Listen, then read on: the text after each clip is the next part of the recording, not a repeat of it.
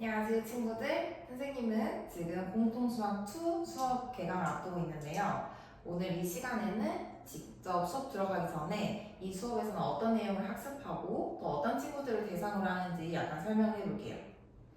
자, 이제 저번 교육 과정까지는 이제 고등수학 상하 이런 식으로 나가다가 이번부터는 공통수학 1, 2 이런 식으로 나가고 있죠. 이제 공통수학으로 넘어오면서 좀 단원이 재배치가 되거나 새로운 내용, 행렬이 들어오기도 했어요. 그래서 우리 지금부터는 이 수업은 고등수학 상하를 이미 학습했거나 공통수학 1, 2를 학습해서 개념을 모두 끝낸 후 이제 유형을 학습하고 싶은 응용 수업이라고 볼 수 있어요.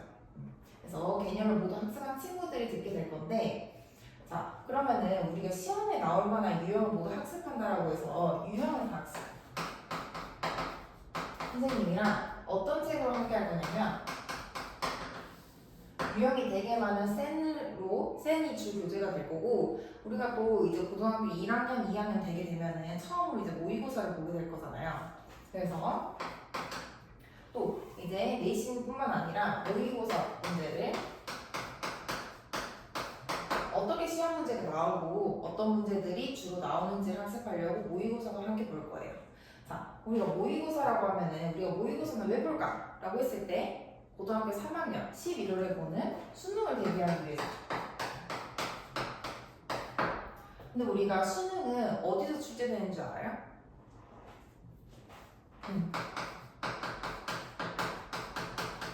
한가운데서 수능을 내는 거고 모의고사는 교육청에서. 그래서 어떤 친구들은 지금 두 개 다 출제 기관이 다른데 지금 우리가 모의고사를 괜히 공부하는 게 아닐까 싶은데, 자, 모의고사도 수능과 마찬가지로 대학교 교수님들이 똑같이 내는 거니까 가장 수능과 비슷한 유형이다 라고 볼 수 있기 때문에 아주 중요합니다. 그래서 이 수업에서는 공통수학 2 개념을 학습한 친구들이 유형을 익히고 또 모의고사, 수능을 대비하기 위해서 어떤 문제가 나오는지 학습하는 그런 수업이에요. 그러면 우리가 공통수학 2에서는 어떤 내용이 있는지 한번 개념을 다시 한번 쑥 훑어보는 시간을 가져보도록 합시다. 첫 번째, 어떤 단원이 먼저 나오지? 도형의 방정식. 이 첫 번째 단원으로 나오고, 두 번째는 집합과 면제. 그리고 세 번째가 함수와 그래프. 근데 선생님이 모든 수업에서 첫 번째는 꼭 이렇게 말하는데 목차가 가장 중요해. 왜냐면 이 목차를 봐야 이 책에서 나한테 알려주고 싶은 전반적인 내용을 다 알 수 있다 이거야. 그래서 어떤 친구들 이거 봤을 때 1단원은 도형의 방정식, 근데 갑자기 2단원은 집합과 면제? 갑자기 무슨 이게 흐름이 끊기는 느낌이다 라고 생각할 수 있는데 이 세 개의 단원 모두 유기적으로 연결돼 있어요. 그걸 선생님이랑 한번 다시 짚어볼게. 우리 친구들이 이미 개념 학습을 했기 때문에 이건 다 알고 있는 내용이라고 생각합니다. 우리가 공통수학원, 공수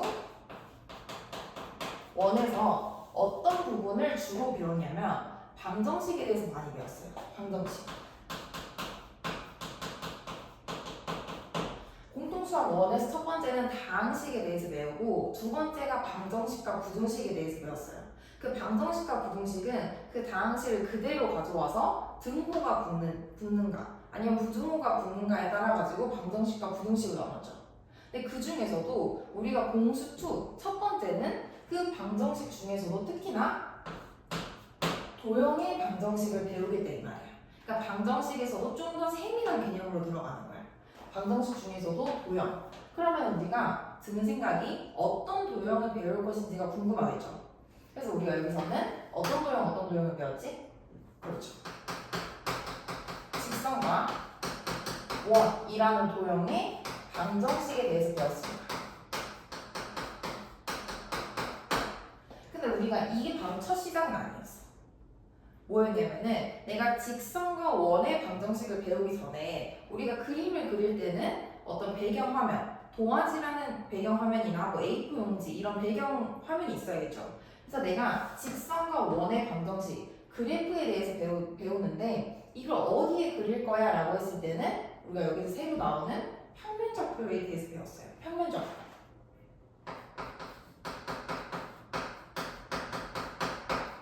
그래서 우리가 직선과 원의 방정식을 배우는 게 바로 배우는 게 아니라 바로 그 앞에 평면좌표를 제일 먼저 배웁니다. 근데 평면좌표를 어떻게 중학교 수학에는 연결을 시키냐면은 우리가 중학교 때는 수직선에 대해서 배웠어.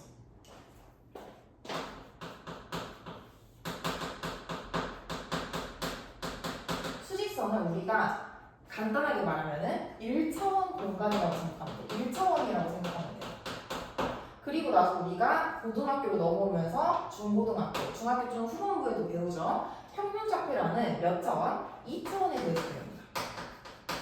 그래서 2차원 공간에서 직선과 원의 방정식을 배우고 그림을 그리는 거예요. 그리고 나서 나중에 기하로 넘어가면은 3차원 공간좌표라는 개념이 나와요. 그래서 우리가 중학교, 고등학교로 넘어가면서 1차원, 2차원, 3차원 이렇게 평면 차원을 늘려간다라고 생각을 하면 돼. 그래서 우리가 공간에 대해서 배우고 그 공간 안에서 직선과 원의 방정식을 학습하게 되는 겁니다. 여기까지 됐나요? 그리고 여기서 좀 더 세밀하게 뭘 배우는지 선생님이 한번 확인해 보면은 우리가 수직선에서 두 점의 거리에 대해서 배우죠. 마찬가지예요. 2차원 평면좌표에서도 두 점 사이의 거리를 어떻게 구하는지를 먼저 배워요. 두 점 사이의 거리. 그리고 좀 그리고 거기서 두 점 사이의 거리를 이용해서 우리가 두 점 사이의 중점이라던가 내분점, 외분점, 또 세 개의 점의 무게중심까지 배웠어요. 그래서 점에 대해서 좀 더 정확하게, 좀 더 세밀하게 배우는 개념이라고 생각하면 돼요. 그래서 중점, 내분점, 외분점. 무게중심도 있는데 무게중심 생략할게요. 그리고 평면좌표에 대해서 배웠어. 그 다음에 그 공간 안에서의 직선과 원의 방정식을 배운다. 그러면은 내가 직선과 원의 방정식을 어떤 식으로 배울 거냐라고 하면은 제일 먼저는 위치 관계에 대해서 배워요.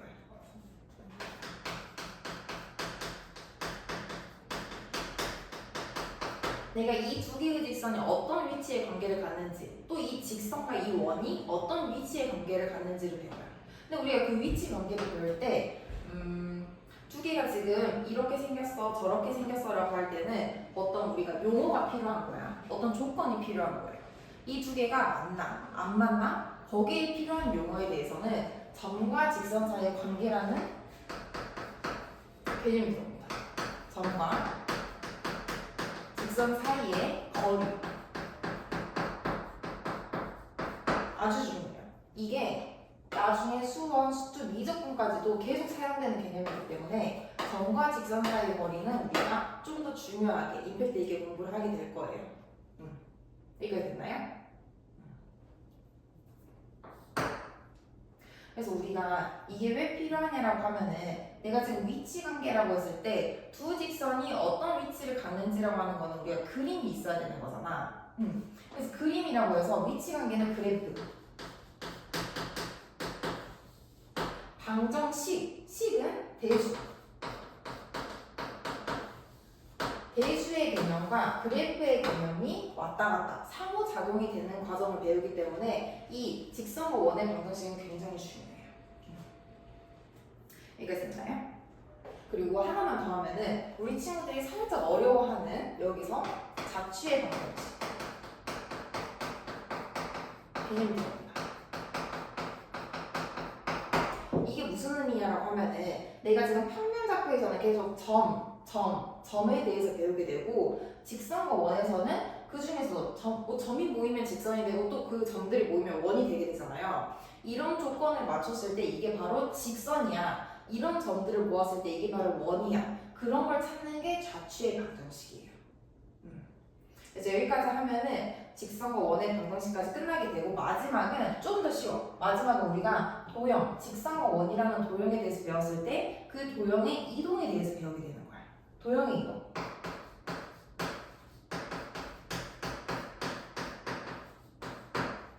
까지 하면 끝나요. 도형의 이동은 되게 심플한 게 내가 지금은 직선과 원밖에 안 배우지만 수원수투로 넘어가면은 뭐 지수함수도 배우고 로그함수도 배우고 상관함수도 배우게 되는데 모든 그런 도형에서 도형의 이동은 똑같아. 도형의 이동은 그래서 크게 두 가지로 나눠지는데 어떤 이동이냐면 평행 이동과 대칭 이동. 에 대해서 배우게 됩니다. 근데 우리가 평행과 대칭 이동 선생님이 아까도 말했지만 모든 도형이 똑같이 다 성립이 돼. 그러니까 한 번만 제대로 배우면은 앞으로는 큰 문제 없는 단원이 될 거예요. 여기까지 하면 도형이 방정식이 끝나고 두 번째는 집합과 명제인데 선생님도 학생 때를 생각해 보면은 갑자기 집합과 명제를 왜 배우지? 라는 생각을 했었던 것 같아. 왜? 지금 이것도 도형의 방정식 함수와 그리고 계속 식에 대해서 배우다가 갑자기 뜬금없는 집합? 이런 느낌인데 지금 제대로 배우려면은 이 집합과 명제가 함수와 그래프 전에 나오는 이유가 이 집합을 이용해서 함수의 개념이 정의가 되기 때문이에요. 됐나요? 그래서 우리가 새로운 개념, 집합에 대해서 배울 때는 항상 모든 수학에서 새로운 개념에 대해 배울 때는 정의부터 시작합니다. 그래서 집합의 정의.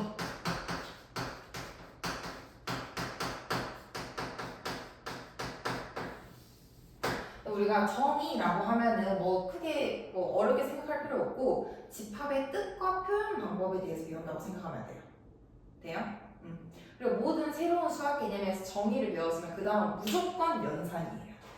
연산. 근데 우리가 연산하면은 막 그렇게 낯선 단어는 아니야. 우리가 사칙연산에서도 연산이 들어가고 뭐 실수의 연산에서도 연산을 배웠어요. 그래서 우리한테 가장 낯익은 연산은 더하기, 빼기, 곱하기, 나누기 이런 정도가 될 수 있겠죠. 근데 그 더하기, 빼기, 곱하기, 나누기는 실수에서의 연산이고 지금은 실수가 아니라 집합인 거죠.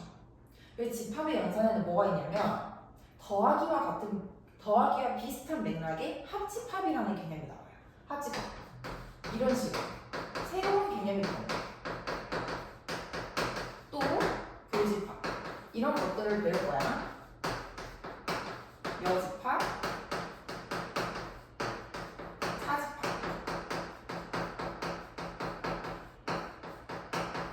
그러니까 새로운 약속이라고 생각하면 돼. 우리가 덧셈, 뺄셈, 곱셈, 나눗셈 했던 것처럼 새로운 연산이 들어오는데 이 연산을 하지 못하면은 뭐 우리가 숫자만 아는 느낌인 거지. 숫자끼리 더하는 걸 못하는 느낌이니까 연산도 쉬워요. 쉽고 제대로 알아둬야 되는 부분.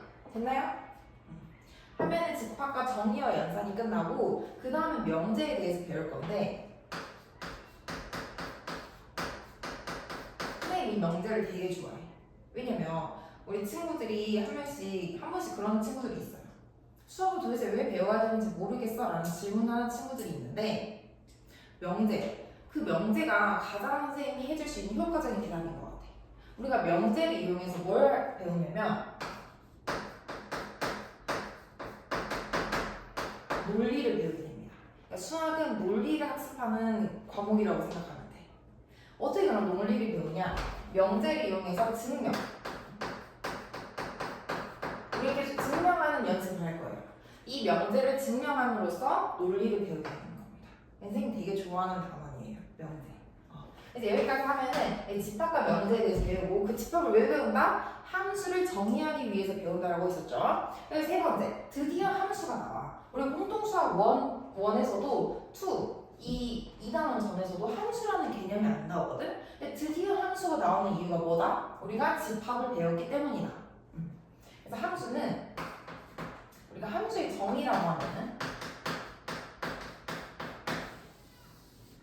중요하니까 한번 적어볼게요. 함수의 정의는 두 집합 사이에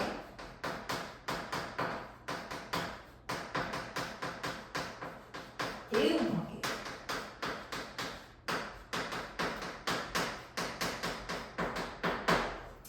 되게 중요해. 함수.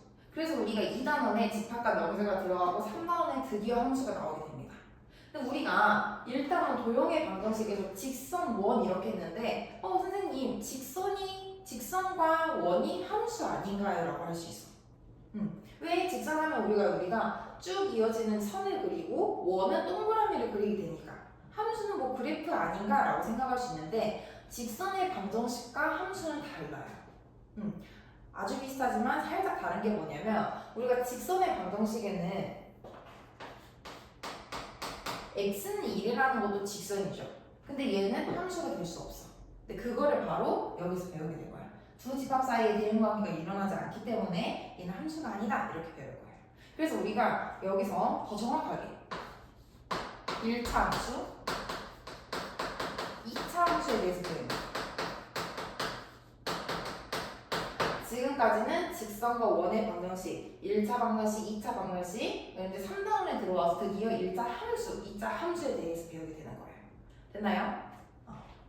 그리고 또 다른 함수를 더 배우게 될 건데 여기 중학교 때 이거 배웠던 거 기억나나?